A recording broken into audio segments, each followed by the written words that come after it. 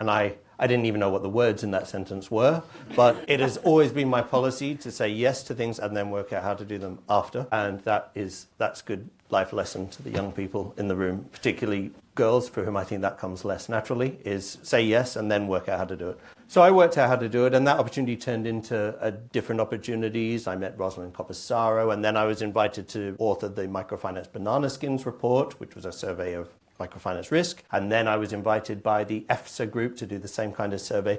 This is all by way of saying that I sort of zigzagged. There was no grand plan, but somehow I've made myself just about knowledgeable on just about sufficient number of different issues that I'm neither too much a generalist that I know nothing, nor too specialized that I've become pigeonholed. And that is a real luxury, and I have to remind myself that often, that I get to take on new projects. I can't remember quite how I got there, but except to say that I owe Phyllis a lot, which is why when she, a couple of weeks ago, said, could we have a preparatory Teams call, and then said, what's your purpose? And I said, Phyllis, I'm a middle-aged English man. I don't talk in terms of purpose. I feel uncomfortable doing so, although other Sam seemed fine with it, and he's broadly the same demographic. You did fine. And you squeezed it out of me, and I think I negotiated and said, I won't talk about purpose. Well, I'll talk about like my objectives, my career plan.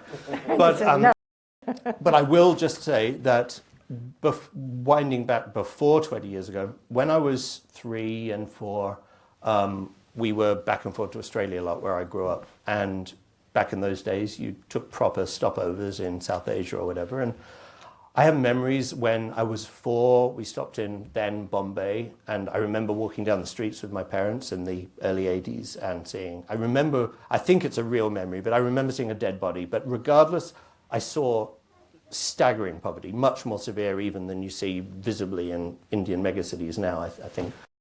And I remember being taught to by my parents to say, you know, you should never, now I'm paraphrasing as an adult, but you should never be ashamed of being lucky, but you should always remember it, because you are always going to be much more, now this would be called checking one's privilege, but I think it's just, you know, be mindful that you have it lucky, and that with being fortunate comes an obligation. I think, as Will said as well, there comes an obligation to give something back. So I've always tried to keep that in mind.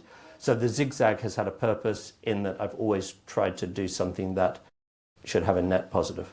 I'll leave it there. As they say, there's a saying from Francis Bacon, all rising to a great place is by a winding stair. And it's interesting, so many of us have these zigzag ways, but it is, we're finding a way that we can live our purpose. And so it's just to acknowledge that. And that's why I really wanted to do this event like this, because so often we don't think about why.